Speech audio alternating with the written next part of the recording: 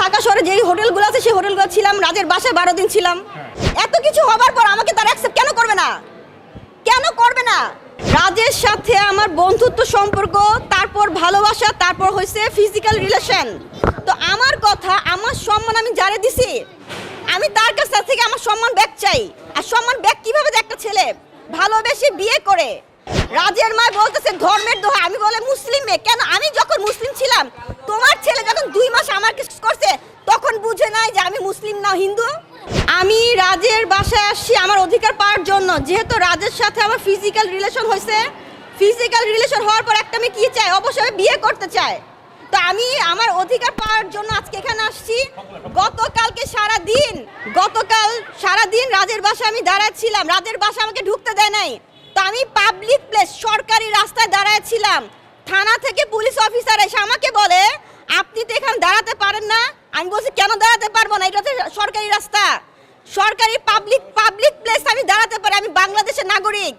একজন বাংলাদেশের নাগরিক রাস্তা দাঁড়াবে না কারো বাসা দিয়ে দাঁড়াবে? আমি কারো বাসায় যাই নাই, আমি সরকারি রাস্তা দাঁড়াচ্ছিলাম। ওই অফিসার, আপনার যে হাজারীবাগে থানা থেকে পুলিশ অফিসার আসছে, আইসা আমাকে বলে আমি এখানে দাঁড়াইতে পারবো না। আমি তো রাজের বাসায় দাঁড়াই নাই, আমি দাঁড়াইছি রাস্তা, সরকারি রাস্তা দাঁড়িয়েছি, পাবলিক প্লেসে। আমি বাংলাদেশের নাগরিক, আমি রাস্তা দাঁড়াইতেই পারি। রাজের সাথে আমার বন্ধুত্ব সম্পর্ক, তারপর ভালোবাসা, তারপর হয়েছে ফিজিক্যাল রিলেশন। তো আমার কথা, আমার সম্মান আমি যারে দিছি, আমি তার কাছ থেকে আমার সম্মান ব্যাক চাই।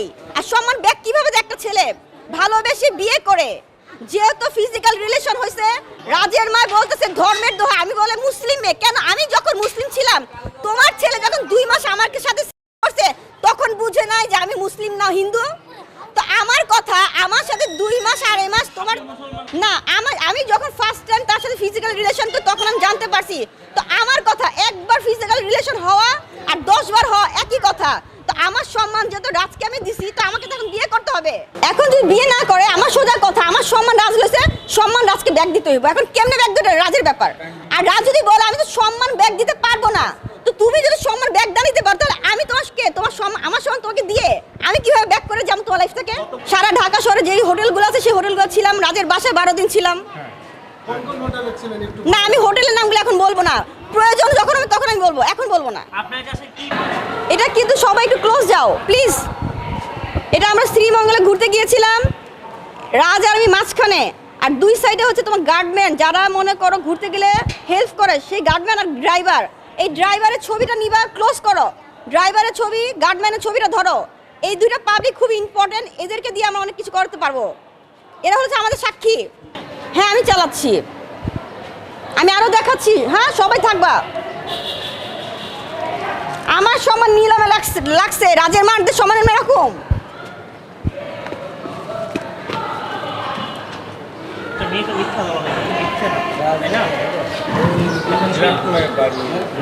সবাই ক্লোজ ধরবা।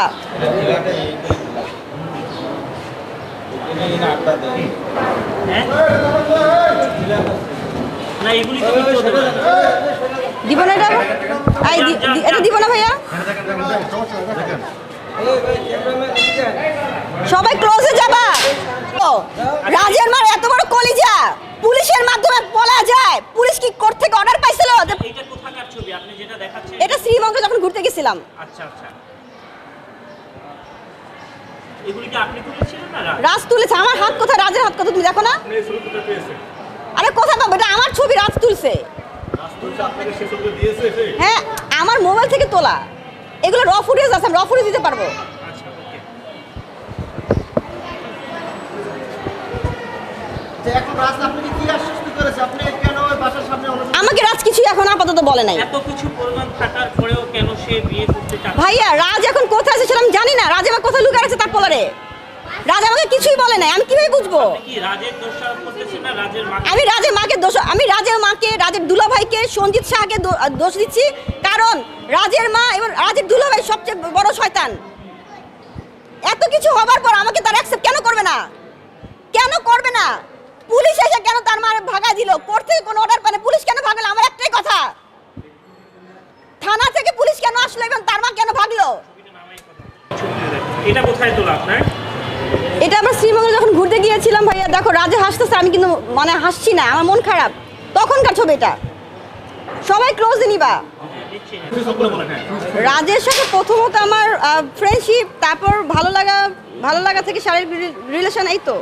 না, একটা ছেলের সাথে ডোন্ট মাইন্ড, একটা হ্যাঁ। ছেলের সাথে 3 মাসের ভিতরে আপনার সাথে 3 মাসের ভিতরে প্রায় 30 দিনের। আচ্ছা আমি বলি ভাইয়া, আমি একটু বলি। কথা হয়েছে ভাইয়া, কথা হয়েছে। বলেন, বলেন। এটা কোথায়? রাজের সাথে যখন আমার ফার্স্ট পরিচয়, হ্যাঁ, হ্যাঁ। এটা তোমার ধানমন্ডি রেস্টুরেন্টে। তো রাজের সাথে যখন আমার ফার্স্ট পরিচয় হয়, তখন আমি রাজকে বলছি, রাজ 10-12 দিনে আমরা কখনো ফিজিক্যাল রিলেশন যেতে পারি না, আমাকে সময় দাও। ও আমার কথা শুনে নাই। এবং আমি কেন কাজ করছি জানো? রাজকে যেন আমি না হারাই, রাজের কথা যদি আমি না শুনি, রাজের চলে যায়, এই ভয়ে আমি রাজের সাথে ফিজিক্যাল রিলেশন করছি। সো এখন মেয়েরা তো বলে যে ছেলেদের সাথে ফিজিক্যাল হলে ছেলেরা তাড়াতাড়ি চলে যায়, তাহলে কেন করলেন আপনি? ভাইয়া আমাদের রিলেশন মাত্র 2 মাস, 2 মাসের মাথায় যে এত কিছু আমি জানি না। আমি তো 2 মাসের মাথায় তোর বলছি বিয়ে করো। একটা অ্যাডাল্ট মেয়ে। ভাইয়া আমি 2 মাসের মাথায় বিয়ে করার কথা বলছি, বুঝো নাই? যত তাড়াতাড়ি ফিজিক্যালে গেছি তত তাড়াতাড়ি বিয়ের কথা বলছি আমি। কেমন কথা বললে এটা তুমি আমাকে? না, না, সেটা আপনাকে বললাম অ্যাডাল্ট মেয়ে। এই যে এখন যে আপনি তুমি যে আমাকে অ্যাডাল্ট বলছো, আমি তো সেটাই বলেছি। যত তাড়াতাড়ি আমি প্রেম করছি তোমার, তত তাড়াতাড়ি আমি বিয়ের কথা বলছিলাম রাজকে। তো রাজের মাঝে রাজকে সরাই রাখি। তুমি দেখো কালকে পুলিশ অফিসার আসছে, আজকে রাজের মা নাই। তার মানে বুঝে নাও কোর্ট থেকে অর্ডার পায়নি কিনা, এই বড় মহিলা ভাগাড়া। এই বিয়েতে কি রাজি আছে কিনা? আমি তো জানি না। রাজের মা যদি রাজকে লুকায় রেখা বলে পোলা রাজি না, এটা কে বিশ্বাস করবা?